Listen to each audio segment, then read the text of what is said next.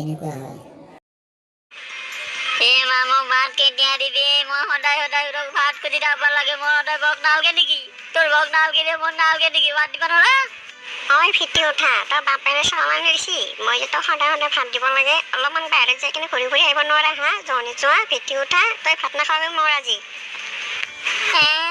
মোক ভাত দিব নোৱাৰা, মোৰ পিতাই তুমি আমাক কি কাম দিছি? বস্তুবিলাক আছে খাবি, বানে দিব লাগে, বানে নেদা, মোৰ পিতাই আজি চব কৈ দিম।